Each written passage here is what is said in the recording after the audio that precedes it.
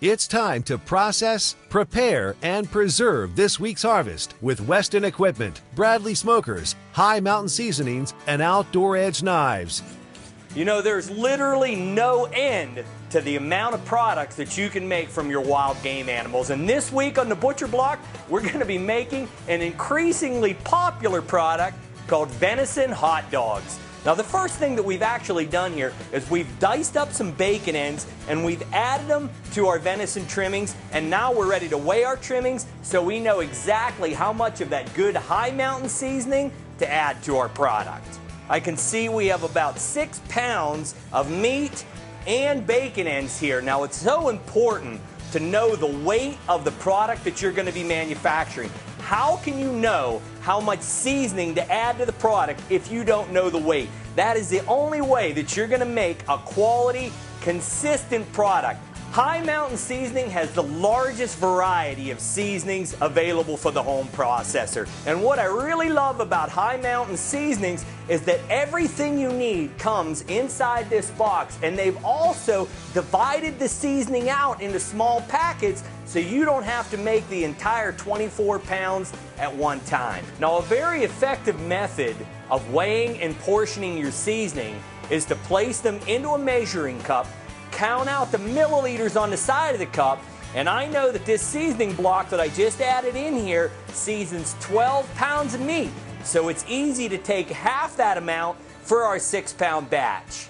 Now, a lot of times when I'm manufacturing ground products, I like to add ice rather than water, and what the ice does is keeps the product cool during the grinding process, especially if I'm going to be grinding a product multiple times. I don't want it to fat and grease out on me. So I'll add a little bit of ice with each grind just to keep that meat block nice and cool during the grinding process. All right, now we're going to feed this product through this big old 1.5 horse, number 32 head Cabela's grinder. And we're going to grind this product through about 4 times. We want to get this product ground nice and fine so we get those bacon ends that we added ground through there, and this is going to give us a really good penetrating smoke flavor right into the middle of our hot dogs. And the reason we're going to grind it so fine is because the finer we grind the product, the tighter it's going to knit together and hold our hot dogs together real tight on the grill. We've been adding a little bit of ice each and every time that we've ground the product just to keep it nice and cool. And as I touch this meat, I can feel that it's nice and cool. It hasn't greased out on me, because we all know what happens when you let fat get warm from the grinding process. It gets really greasy. Then as soon as we place it in the Bradley smoker, that fat just melts right out of our product, and we don't want that to happen. Now our hot dogs are ready to stuff. We've placed our product into our Weston stuffer, and we're actually using a number 22 millimeter fresh sausage casing here. And we're going to stuff our hot dogs right into this, and it's going to act like a natural sheep casing. So what we do here when we're linking the product is we're just going to twist it just like that at the top. We're going to come down about bun length, which is going to be about right here. I'm going to pinch it in the middle, and I'm going to twist the 2 links together just like that. And that looks perfect, just like a hot dog. And what I'm going to do then is take one of my legs, feed it up through the hole just like that, and drop it down. And then I'll continue this process until I've completely linked the entire strand of casings. And there we go. Perfect links of venison hot dogs ready to head to the Bradley smoker.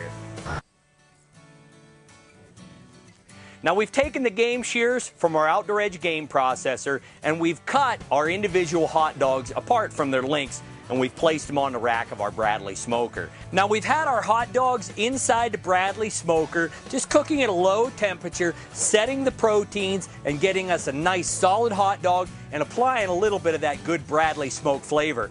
Now what we're going to do is go ahead and we're going to turn off our smoker. We're going to turn off the cabinet temperature, and we're going to take our racks of hot dogs out of the smokehouse, and we're going to take the hot dogs off the rack, and we're going to place them into our CanCooker. We're going to go ahead and add our 12 ounces of water Then we can take our hot dogs right off the racks from our Bradley smoker, and we're gonna lay them in here right across the top of the racks in our CanCooker. Now we'll just place our lid on the CanCooker. We're gonna snap the lid down, and we're gonna take it right over here to our gas grill.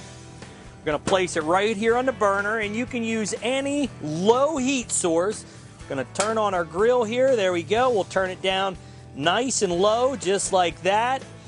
And we'll just keep an eye on it now. And just as soon as our CanCooker starts making steam, we're gonna give it about 15 minutes, maybe 20 minutes, because we don't want to split those casings open, and we're gonna steam our hot dogs. If you'd like more information about preparing your wild game meats, visit my blog page at thehuntersbutchershop.com.